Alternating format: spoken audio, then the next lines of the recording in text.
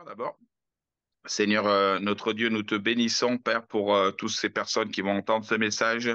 Merci de travailler les cœurs au travers de ta parole, Seigneur, que ta bouche puisse être ma bouche, le prolongement, que je puisse être le prolongement, cher Saint-Esprit, de ce que tu veux dire, de ce que tu veux enseigner, de ce que tu veux exhorter, encourager. Merci, cher Saint-Esprit, pour ta présence, pour nous aider, Seigneur, dans ce message, pour nous aider dans chaque pas que nous faisons pour avancer et pour que chaque personne qui reçoit ce message puisse mettre à l'ouvrage, puisse continuer, puisse persévérer et ne pas s'arrêter en cours de route, mais au contraire, aller jusqu'au bout pour recueillir les fruits. Amen. Alors, j'ai un message, c'est Amen. dans Genèse 26 au chapitre 17, Genèse chapitre 26 au verset 17 à 22, je vais vous le lire. Isaac partit de là et campa dans la vallée de Guérar, où il s'installa. Isaac creusa de nouveau les puits qu'on avait creusés à l'époque de son père. Abraham et, où il avait creusé à l'époque de son père et que les Philistins avaient comblé après la mort d'Abraham. Il leur donna les noms que son père leur avait donnés. Les serviteurs d'Isaac creusèrent encore dans la vallée et y trouvèrent un puits d'eau vive. Les bergers de Guérar cherchèrent querelle aux bergers d'Isaac en disant, l'eau est à nous. Il appela le puits Ézek parce qu'on s'était disputé avec lui. Ses serviteurs creusèrent un autre puits au sujet duquel on chercha aussi querelle et il l'appela Sitna. Il partit de là et creusa un autre puits pour lequel on ne chercha pas querelle. Il l'appela Rehoboth, car dit-il, l'Éternel maintenant nous a mis au large et nous prospérons dans le pays. Alléluia. Donc, j'avais vraiment à cœur de parler des puits d'eau vive que le chrétien doit creuser. Chaque chrétien, en fait, on est représenté dans notre travail, dans les œuvres que l'on fait, par ce puits d'eau que nous creusons. Et alors, ça peut être plusieurs puits, hein. Il y a des personnes qui ont des capacités différentes, d'autres qui vont avoir à creuser un puits. Toute leur vie, ça va être un puits, puis d'autres vont creuser un puits, vont le donner à l'administration et ils vont le surveiller. Et puis, ils vont creuser encore un autre puits, et puis encore un autre puits, et puis d'autres personnes qui ont des capacités supérieures vont pouvoir creuser énormément de puits, installer des églises, des œuvres. Donc ça, c'est vraiment quelque chose qui est propre à chacun d'entre nous, à chaque personne. Voilà. Donc, déjà, dans le passage qu'on a lu, en fait, le puits, c'est quelque chose d'essentiel. C'est vraiment quelque chose où la vie se constituait autour d'un puits. S'il n'y avait pas de puits, il n'y avait pas de vie, il n'y avait pas d'eau, pas de vie. Donc c'est vraiment quelque chose qui était d'une importance capitale. Comme si on pouvait dire maintenant un terrain constructible, si tu n'as pas de permis de construire, tu peux pas construire ta maison. Eh bien, c'était la même chose. Il y avait un enjeu majeur autour du puits. Et donc, bien sûr, quand il y a un enjeu majeur, eh ben forcément, il y a de l'opposition. Voilà. Et donc, la vallée de Guérard, en fait, c'est un lieu de logement où étaient les cités philistines. Donc, les Philistines, ils étaient entre Gaza et Rafah. Ça vous dit quelque chose? Je pense que ça doit vous parler dans l'actualité. Et donc, le premier puits qu'ils ont creusé, ils sont arrivés à le creuser, mais il y a eu une dispute. Et souvent, quand on commence une œuvre, eh bien, il y a toujours un géant qui se lève au devant nous. Il y a toujours quelque chose qui essaie de nous effrayer. Parfois, ça peut être même de notre famille. Parce que moi, que je vois, quand je me suis converti, eh ben, mes parents, ils étaient tout à fait contre tout ça. Eux, ce qu'ils avaient, ils avaient une religion. Voilà, on t'a une religion, on t'a enseigné une religion, donc tu dois pas en changer. Et moi, je voulais pas une religion, mais je voulais une relation avec un Dieu vivant, le Dieu qui m'a sauvé. Et donc, j'avais trouvé ce puits avec de l'eau vive et moi, j'étais heureux et je comprenais pas que les gens autour, ils veulent pas de cette eau. Et donc, il y a eu une dispute, il y a eu une confrontation, si je veux dire. Et quand on va commencer à creuser un puits, eh bien, en fait, souvent, c'est les gens qui viennent et commencent à nous décourager. Oh, toi, tu vas louer une salle là, tu vas inviter les mondes et tout. Non, non, mais t'es fou. Mais non, un stade? Ah non, ah mais t'es encore plus fou que je pensais. Ah oui. Et donc il y aura beaucoup de gens qui viendront pour nous décourager, pour disputer avec nous. et pour dire, mais c'est n'importe quoi ce que tu crois, c'est n'importe quoi ce que tu fais. Quand moi, j'allais à quelque part et que je recevais la puissance de Dieu et qu'il y a des choses qui se passaient dans ma vie, eh bien, ça dérangeait certaines personnes. Certains pasteurs, certains leaders, ça les dérangeait parce que pour eux, ben, il fallait qu'ils soient dans leur petit cadre, dans leur petite boîte, et que sortis de ce cadre, eh bien, moi, j'avais creusé les nouveaux puits, je voulais connaître cette eau vive, et, euh, et donc, quand on a connu l'eau vive du Seigneur, eh bien, on peut plus s'en passer. Et donc, tout ce qui est pas de l'eau vive, eh bien, on peut plus prendre, boire autre chose que cette eau de source de Jésus. Et c'est la même chose pour les personnes qui sont autour de nous. Elles ne comprennent pas ce que nous vivons parce que la conversion, c'est un miracle. Voilà. Mais bien sûr qu'il faut pas rester à juste au départ. Donc les Philistins qui accusaient le peuple d'Israël, à Essek, ils sont disputés et ils ont dit ce puits est à nous. Et ils ont voulu disputer le puits, bien sûr que leur eau à eux, elle était comment dire amère parce que eux ils adoraient plusieurs dieux, le dieu d'Astarté, où c'était des prostituées qui se prostituaient dans un temple, le dieu Dagon, qui était un corps de femme avec une queue de poisson, dieu poisson, et le Balzébut. Et Balzébut, c'est le prince de la puissance de l'air, le prince des mouches, prince de la puissance de l'air. Et je crois qu'il y a un proverbe dans la Bible, alors je me rappelle plus exactement, ça me vient maintenant, mais il dit que ce que tu dis, fais attention à ce que tu dis parce que l'oiseau emportera ce que tu as dit et Mm. l'emmènera au loin. Et donc c'est un petit peu ça, le prince de puissance de l'air, c'est qu'il écoute et il emmène au loin nos paroles. Donc si on commence à dire, eh bien, ouais, ben, je vais faire cet œuf, mais je sais pas si ça va réussir, je sais pas, ben, l'ennemi il l'entend et il le ramène. Et donc il y a une dispute qui s'engage. Voilà. Et puis après, Isaac, il a commencé à creuser un autre puits. Voilà. Les serviteurs d'Isaac ont commencé à creuser un autre puits, il s'appelait Sitna. Et là, il y a eu l'accusation. Voilà. Et donc, quand tu te lèves pour faire quelque chose, n'importe quelle œuvre pour le Seigneur, eh bien, il y aura des accusateurs. On va commencer à écrire des courriers contre toi. On va commencer à marquer des choses sur Internet. Moi, je me rappelle quand on a commencé l'AIMG, eh bien, à ce moment-là, à la première réunion, on a déjà eu tous les gens religieux qui se sont ligués contre nous et qui ont fait des courriers contre nous en disant que fallait pas nous, on n'était pas des gens fréquentables. Et à plusieurs endroits où on a ouvert l'AIMG, ça a été ça. Mais les gens avaient goûté à ce puits d'eau vive et ils revenaient. Voilà, ils revenaient à la source boire, ils voulaient plus de leur religion.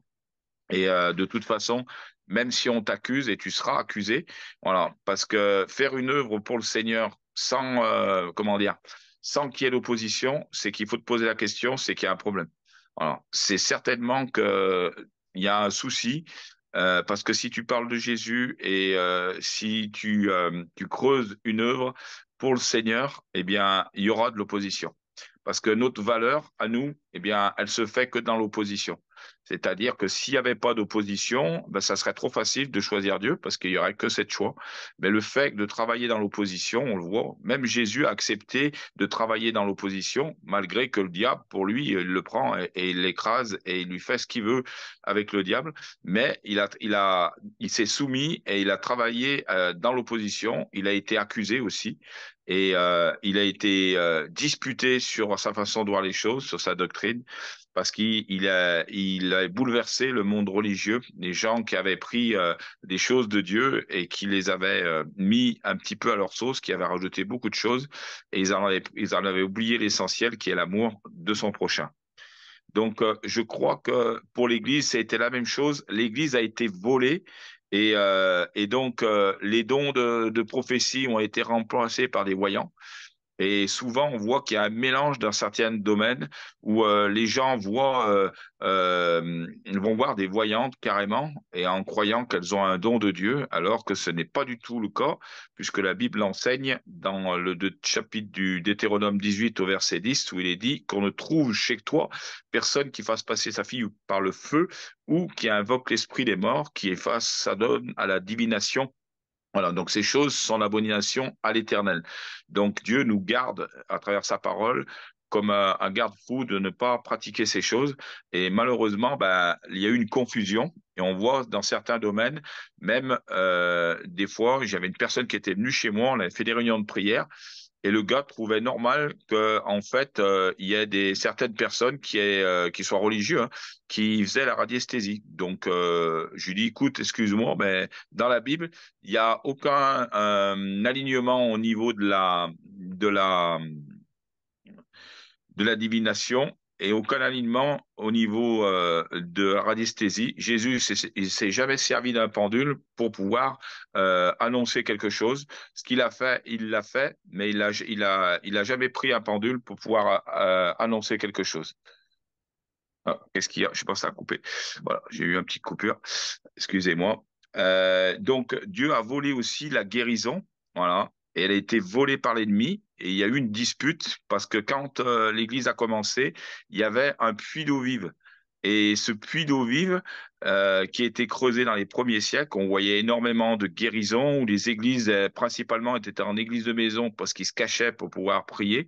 Il y a eu de la persécution, mais au travers de l'opposition de l'ennemi, des puits ont été creusés, des puits d'eau vive. Et puis, bien sûr, après, bah, ils ont été rebouchés. Et ça, on peut parler que c'est un peu du temps d'Abraham, du père, les pères de l'Église, quoi, où les puits ont été rebouchés, où il y a eu du sable, on a jeté du sable dessus, parce que le sable de la religion, on s'est mis dessus et dont des dogmes qui ne sont pas bibliques se sont rajoutés et ce qui a constitué un frein à la guérison, un frein à la prophétie. Et ces choses ont été enterrées pendant plusieurs centaines d'années jusqu'à maintenant où on commence à rouvrir des puits d'eau vive maintenant que le Fils est venu et qui nous a amené l'eau de la vie éternelle. Eh bien, les gens ont compris qu'il y avait mieux à faire que de s'occuper d'une religion, une tradition d'homme, mais les gens veulent une relation avec un Dieu vivant, un Dieu qui change nos vies. Voilà. Donc, toutes ces choses qui ont été volées par les sorciers, les guérisseurs, les marabouts, eh bien, je crois que l'Église est en train de le retrouver, en train de ressusciter ses puits et en train de creuser les puits. Donc, comme je dis, il y a un travail et il est dur, voilà, parce que pour creuser un puits, eh bien, ça nécessite, dans le désert, on sait qu'à peu près les puits sont autour de 13, minimum 13 mètres de profondeur. Donc, pour creuser un puits de 13 mètres de profondeur, il faut de l'énergie, surtout que c'est en plein désert. Donc, il fait chaud et creuser en plein désert, c'est compliqué. Et souvent, Dieu nous demande des œuvres et il va falloir persévérer pour arriver à passer sur le dos des disputes qui pourrait y avoir, le puits d'Ézec, le puits de Sitra, où il y a l'accusation qui se met. Et il faut bien être conscient que dès que Dieu vous aura mis une œuvre à cœur ou des œuvres à cœur, eh bien forcément il y aura de la dispute, il y aura de l'opposition. Voilà. Donc l'ennemi essayera toujours de boucher les puits, de vous faire douter de votre appel, de vous faire douter de ce que Dieu a mis dans votre cœur. Mais c'est avec persévérance et en continuant qu'on arrivera à ouvrir le vrai puits, le puits où l'ennemi ne pourra plus disputer parce que la puissance de Dieu et l'eau vive aura jailli. Et je me rappelle, un jour, mes parents ont voulu faire creuser un puits chez eux. Et donc les gens creusaient et chaque jour j'appelais, je dis alors, ils ont trouvé de l'eau. Et ils me disaient non, ils ont rien trouvé. Et on se demande s'ils vont trouver parce qu'ils sont déjà assez profonds. Et ils descendaient jour après jour, mètre par mètre. Et puis un jour, ils ont entendu crier dehors, crier, crier, et les gars qui creusaient le puits dansaient, ils dansaient, il y avait de l'eau qui giclait de partout, ils avaient percé le, la nappe d'eau et l'eau jaillissait, et c'était, pour eux, c'était, ma mère m'a dit, mais c'est incroyable, ils dansaient comme des enfants autour du puits, et parce que l'eau, elle giclait et que l'eau sortait par pression, la nappe était sous pression, elle sortait, et donc là, c'était la joie totale. Voilà. Donc, à travers nos efforts, il y a une joie, la joie du Saint-Esprit. Voilà. Voilà, ça m'a fait penser aussi à la parabole du grain et de l'oiseau. Vous savez, quand Jésus parle, il dit on sème le grain et l'oiseau vient et il prend le grain. Et en fait, ça m'a fait penser à ça où dès qu'on commence à creuser quelque chose, eh bien, l'ennemi vient et le vole. Il vole la parole que vous avez donnée à quelqu'un, il vole les temps d'évangélisation que vous avez fait. Donc, il faut surtout, bien sûr, l'appuyer par la prière. Et c'est en priant pour chaque âme, en arrachant chaque âme à l'enfer, parce qu'on est tous le fruit de la prière de quelqu'un. On n'est pas le hasard. Si vous êtes ici, que vous écoutez ce message, vous n'êtes pas le hasard, parce que rien que le hasard en arabe, ça veut dire El Hazar, le doigt de Dieu. Donc c'est que le doigt de Dieu vous a choisi et vous a parlé pour que vous puissiez répondre à son appel.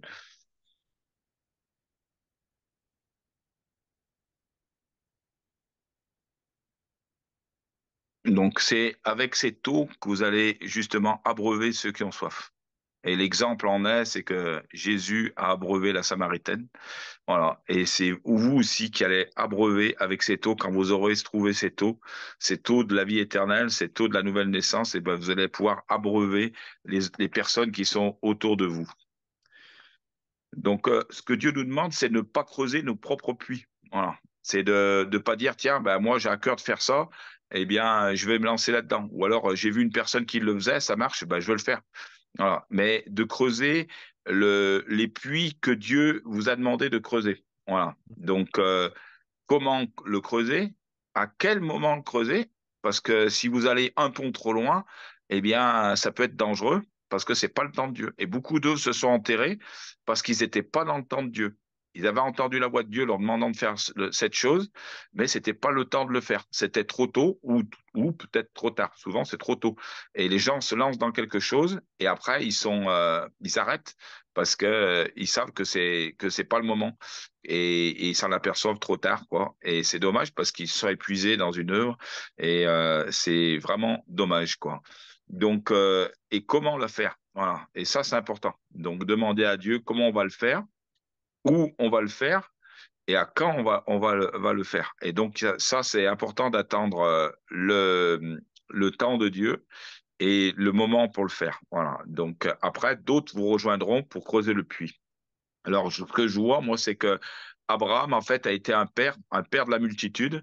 Et en fait, il a été, comment dire, le dénominateur commun de toutes les religions, mais aussi le dénominateur commun de toutes les personnes qui sont levées, ou de tous les chrétiens aussi, toutes les personnes de la terre, puisque Dieu lui a dit, ta prospérité sera comme les grains de sable. Isaac représente le défricheur, donc celui qui a ouvert les puits et donc il représente le Christ, Jésus, voilà. Et Jacob, donc le puits de Jacob, eh bien c'est le Saint-Esprit et c'est le puits qui a servi à la Samaritaine où Jésus était là. Et Jésus, avec le Saint-Esprit et l'eau vive, lui a dit, si tu bois de cette eau, des fleuves d'eau vive couleront de ton sein jusque dans la vie éternelle. Et ils ont coulé de notre sein jusque dans la vie éternelle, parce que si vous êtes né de nouveau, si vous avez rencontré le Christ, des fleuves d'eau vive couleront de votre sein jusque dans la vie éternelle. Et donc, le Jacob, ça représente le Saint-Esprit, donc l'esprit de vie, de cette eau vive qui nous ranime et qui nous donne cette vie éternelle. Donc, tu peux aussi, comme Jacob l'avait fait, prendre le puits de quelqu'un. C'est-à-dire que, par exemple, il y a des gens qui reprennent l'œuvre de quelqu'un. Ça peut arriver parce que c'est le père, puis il le transmet au fils, une œuvre, mais ça peut être aussi une idée que tu as vue à quelque part et que tu vas dire, tiens, ben ça, je ferais bien ça. Et tu demandes au Seigneur, le Seigneur donne son aval, il se met des personnes autour de toi et tu vas commencer cette œuvre. Voilà. Mais il faut pas vivre sur l'héritage. C'est-à-dire que que quelqu'un a fait et t'a transmis, eh ben, il faut pas essayer de le continuer peut-être comme dans l'état où il est. Il faut l'améliorer et regarder la situation. Voilà, parce que les temps changent et donc moi je vois dans l'évangélisation, eh bien les méthodes d'évangélisation qu'il y avait avant, eh bien ne fonctionnent plus maintenant et donc il faut utiliser d'autres moyens, d'autres façons de faire entre autres les réseaux sociaux. Pour vous expliquer, on a une chaîne YouTube et donc moi je connaissais pas du tout ça et j'avais entendu parler que c'était vraiment quelque chose en pointe pour parler de Dieu. Et c'est vrai que quand on s'est mis sur cette chaîne YouTube, ça demande du travail, mais de l'autre côté, on voit qu'il y a un bénéfice et que les gens aiment entendre la parole de Dieu. Voilà, donc c'est quelque chose, un puits qu'on avait. et que au lieu de le laisser comme il était, eh bien, on a essayé de le transformer, de l'amener dans une autre dimension pour que les gens soient touchés et soient amenés à Jésus-Christ grâce au message qu'on laisse sur la chaîne. Voilà. Donc, nous, le truc, c'est d'utiliser du séculier, c'est-à-dire que on prend quelque chose de naturel, et puis, comme Jésus a fait à la Samaritaine, il lui a parlé du puits de Jacob. Et puis après, il l'a emmené jusque de l'eau à l'eau de l'esprit. Eh bien, c'est un peu ça. Et après, on met des choses de Dieu dedans pour que les gens aient quelque chose à manger. Mais on met des choses assez simples pour qu'on sait que les personnes qui vont le goûter sont souvent des personnes qui ne connaissent pas le Seigneur ou très peu. Et donc, ça les amène facilement à pouvoir le rencontrer et à pouvoir avancer dans la foi. Voilà.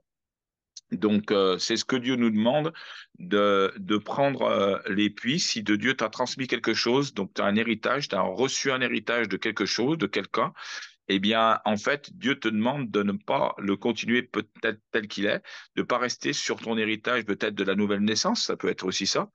Tu es né de nouveau, tu as été baptisé du Saint-Esprit, c'est bien, mais ça, c'est un héritage que Dieu t'a donné, mais ça ne suffit pas. Il va falloir le continuer. Il va falloir servir cet héritage pour construire quelque chose. Voilà. Donc, forcément, l'héritage et le poursuivre un héritage, ça demande de l'effort. Voilà. Mais creuser, c'est mieux. Voilà, que de vivre sur cet héritage. Là où tu moissonnes sans avoir peiné, sache qu'il y a quelqu'un qui a semé, voilà, et qui a prié et qui a semé avant toi. Voilà. Donc quand tu moissonnes, quand une âme arrive et que elle se convertit, elle est touchée rapidement, c'est souvent parce que les gens ont prié, c'est parce qu'il y a quelqu'un qui a semé avant toi. Et là où tu as moissonné sans peine, eh ben, c'est quelqu'un qui avait déjà semé avant toi. Voilà. Donc, ce que requiert les qualités requises pour creuser des puits, eh ben, c'est la persévérance. L'exemple que je vous ai donné, jusqu'à avoir l'eau qui arrive, qui jaillit de la source, eh ben, il va falloir persévérer. Des fois, il va falloir traverser des nappes qui seront dures parce qu'il y aura de la glaise, il y aura du schiste, et c'est des matériaux qui sont durs, qui sont compacts, et il va falloir persévérer, et ça va être des journées qui doivent être compliquées, et puis après, tu auras des couches un peu plus sableuses, et puis jusqu'à trouver l'eau vive.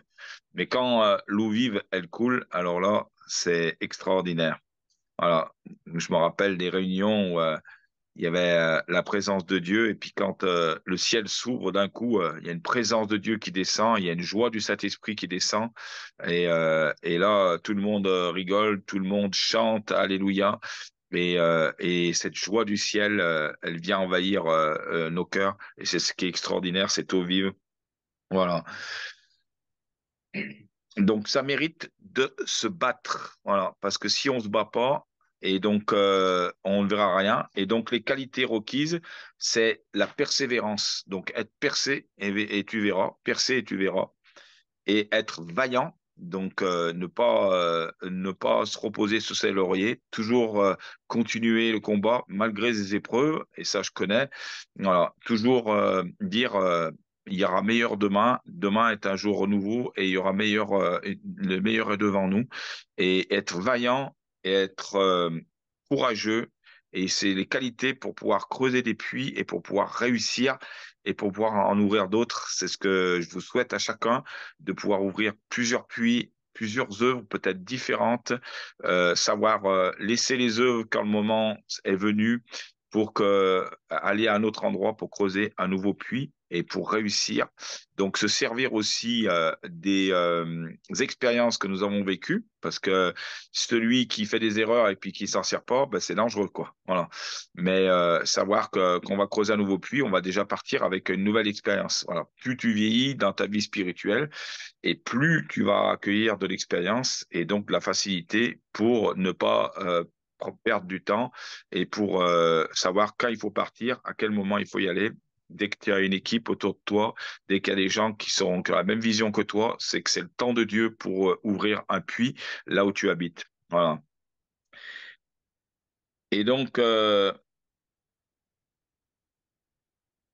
y a le troisième puits, on l'a vu là, c'est le puits de Rehoboth. Donc, Rehoboth, en fait, c'est celui qui a été mis au large. Donc, il y a un temps où Dieu va te mettre au large et il va, comment dire, te récompenser de ses efforts. Mais pendant tous les efforts que tu auras fait pour creuser ces puits dans cette œuvre, eh bien, en fait, Dieu aura été là, il ne t'aura pas abandonné. Et comme je le dis souvent, si Dieu t'a commencé et t'a donné et t'a parlé précisément pour quelque chose et que tu as commencé à creuser, tu t'es arrêté, mais Dieu t'a jamais dit d'arrêter.